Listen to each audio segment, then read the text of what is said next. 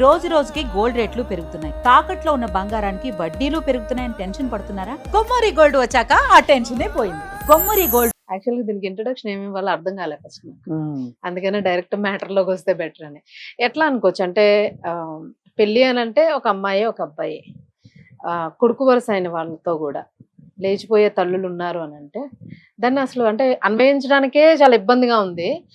మీరు ఎట్లా మీ అనాలిసిస్ ఏంటి దీని గురించి? ఇప్పుడు మహారాష్ట్రలో జరిగిందండి ఈ సంఘటన. ఏంటంటే ఒక అతనికి పెళ్ళయింది, 4 పిల్లలు ఉన్నారు, 2 అమ్మాయిలు 2 అబ్బాయిలు ఉన్నారు. 2 అమ్మాయిలకి పెళ్లిళ్ళు చేశాడు. సరే ఇంకేముంది అని కాలు ఎగరేసి ఇంకో పెళ్లి చేసుకున్నాడు. సరే ఇంకో పెళ్లి చేసుకుంటే ఆమె చాలా చిన్న వయసు ఆమెని పెళ్లి చేసుకున్నాడు. సరే ఈయనకి 2 కొడుకులు ఉన్నారు కదా, కూతుర్లకు పెళ్లి చేశాడు, కొడుకులు ఉన్నారు. వీళ్ళందరూ కలిసి బాంబేకి ఏదో పెళ్లికి వెళ్ళారు. వెళితే ఆ పెళ్లి దగ్గర నుంచి ఇతను రెండో భార్యను మొదటి భార్య కొడుకు కలిసి వెళ్ళిపోయారు. వెళ్ళిపోతే వీళ్ళిద్దరూ వెళ్ళిపోయారు అని చెప్పి ఆయన కంప్లైంట్ కూడా ఇచ్చాడు. అదేమి వాళ్ళు ట్రేస్ చేయలేకపోయారు. అయితే ఒకరోజు హఠాత్తుగా వాళ్ళ అల్లుడికి హైదరాబాద్ నుంచి ఒక ట్రాఫిక్ చలానా వచ్చింది, 2 వీలర్కి సంబంధించిన ట్రాఫిక్ చలానా వచ్చింది. వస్తే ఇక ఆయన ఏం చేశాడు అంటే మరి బండి నా దగ్గర లేదు అనే సమాధానం వచ్చింది. ఏమైంది అంటే ఎవరికి వాళ్ళు మా దగ్గర లేదంటే మా దగ్గర లేదు అని. అప్పుడు అర్థమైంది ఏంటి అంటే ఈ రెండో భార్యతో వెళ్ళిపోయిన కొడుకు ఎవరైతే ఉన్నారో అతని దగ్గర ఉండొచ్చు అని ట్రేస్ అయింది ఫైనల్ కి.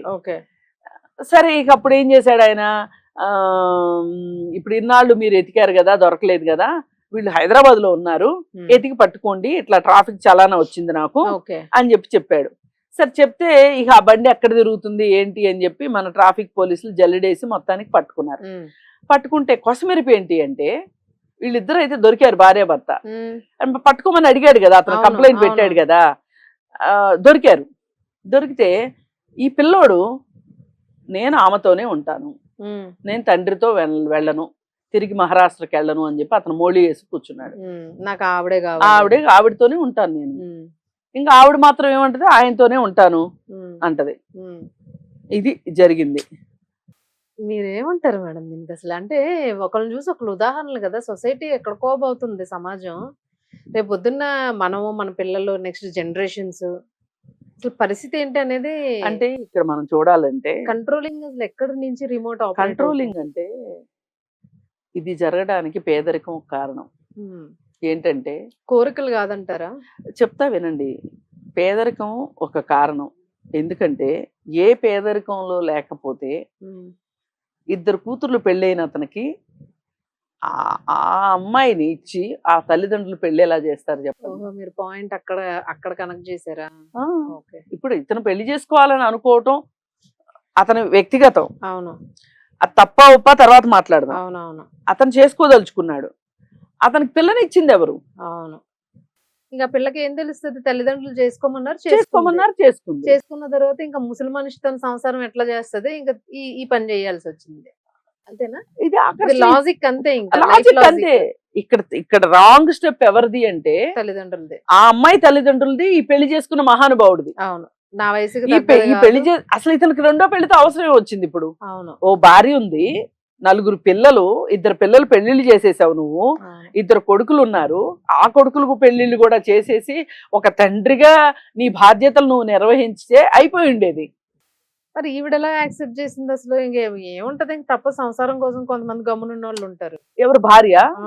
మరి ఇప్పుడు వదిలేసి వెళ్ళాడు అనుకోండి. అవును, ఎందుకులే అసలుకే అసలుకే ఇప్పుడు ఇట్లా చాలా మంది భార్యలు ఉంటారండి. అంటారు పార్ట్ అండ్ పార్సల్, అంటే రైలు జర్నీలో చాలా మంది ఎక్కుతారు దిగుతారు అన్నట్టు ఇలా అట్లా తీసుకొని ఉంటుంటారు. ఆమె ఏం చేయగలదు? ఎక్కడో ఇంకోటి పెట్టే కన్నా చేసుకుంటా, నా కళ్ళెదురుగానే ఉంటది కదా వ్యవహారం అని చెప్పి. సరే ఆమెకి ఏదైనా అనారోగ్యం ఉందో లేకపోతే ఏం జరిగిందో ఏ రీజన్ తో అయినా ఆయన చేసుకుంటే కూడా తన వయసుకు తగ్గ అమ్మాయి ఎవరన్నా విడో ఎవరన్నా ఉంటే చేసుకున్నాడంటే అర్థం ఉంది. చిన్న అమ్మాయిని చేసుకోవడం ఏంటి? నీకెంత వికృతం కాకపోతే, అంటే ఎంత ఒళ్ళు మదం కాకపోతే, డబ్బులు ఉన్నాయి అని ఈ ఒక చిన్న అమ్మాయి తన కూతురు వయసు అమ్మాయిని పెళ్లి చేసుకోవాల్సినంత అవసరం ఏమొచ్చింది వీడికి? అందుకని ఇక్కడ వీడిది తప్పు. వాళ్ళు ఆ పిల్లకి ఇద్దరు కూతుర్లు పెళ్లి అయిన వాడికి ఇచ్చి పెళ్లి చేసిన తల్లిదండ్రులను కూడా అనాలి. లేదు మరి ఈ అమ్మాయి ఎందుకు చేసుకుంది అన్నారు అనుకోండి, పిల్లలు ఏం చేస్తారు ఇప్పుడు ఆ అమ్మాయికి జస్ట్ పరిస్థితులు ఎలా ఉన్నాయో, 18 ఏళ్ళలో ఉండుంటాయి ఆ అమ్మాయికి. ఆ అమ్మాయికి వేరే పెళ్లి చేసే పరిస్థితి ఉండదు. అసలు ఆ అమ్మాయికి తండ్రి ఉన్నాడో లేదో ఏంటో అటువైపు స్టోరీ మనకు తెలియదు కదా. ఏదైనా జనరల్ గా ఇట్లాంటివి జరిగేటప్పుడు ఏం జరుగుతాయి అంటే వీళ్ళు వేరే కులం అతను పెళ్లి చేసుకుంటుందో ఈ పిల్ల, మనమా సరైన సమయానికి టైంకి ఈ టైంలో మనం పెళ్లి చేయకపోతే ఈ పిల్ల ఇప్పుడు కొంతమంది లేకపోతే అల్లుడు ఏం హామీలు ఇచ్చాడో, ఇప్పుడు పేదరికంలో కాస్త అటు ఏం హామీ ఇచ్చాడో మరి అదే అనుకుంటున్నా. పైసమే పరమాత్మ అంటారు. అందుకే డబ్బులే మేడం ఈ రోజు, డబ్బులు లేకపోతే ఎవడిస్తాడండి? సంబంధాలు ఏం లేవు, అంతా డబ్బులే. అసలు లేకపోతే ఇప్పుడు ఈ వయసుడికి పిల్లని ఎవరిస్తారు చెప్పండి? అందుకని ఇది ఇది ఇది చూసుకుంటే మనకు అర్థమయ్యేది జరగకుండా ఇక్కడ ఒకటి స్వార్థం, ఒక అమ్మాయి జీవితం బలైపోయింది. ఇప్పుడు తీసుకెళ్ళిన అబ్బాయి వాడు చాలా ఉత్తముడైతే వాడు అమ్మాయిని పెళ్లి చేసుకుంటాడు, లేకపోతే ఇంక లైఫ్ ఏమైతుంది, ఆ అమ్మాయి లైఫ్ ఏమవుతుందో ఇది మళ్ళా మనం చర్చించడానికి అప్డేట్ కూడా రాదు. అందుకని ఈ అమ్మాయి ఎక్కడ తేలుతుందో, ఆ అబ్బాయి ఎక్కడ సగంలో ముగిసిపోతున్నాయి మేడం. ఏదైనా సమాజంలో ఒక అప్రూవల్ ఇస్తారు. ఇప్పుడు ఇద్దరు కూతుర్లు పెళ్లి అయిన తర్వాత, భర్త ఉన్న తర్వాత ఒక భార్య పెళ్లి చేసుకోగలదా చెప్పండి? అంటే చేసుకోమని కాదు నా ఉద్దేశం. అంటే ఆ చేసుకోగలిగిన ధైర్యం ఉంటదా సమాజం నుంచి? ఎంతో కొంత ఇక్కడే కదా ఇప్పుడు జెండర్ డిఫరెన్స్ వచ్చేసేది, డామినేషన్ వచ్చేది అక్కడి నుంచే.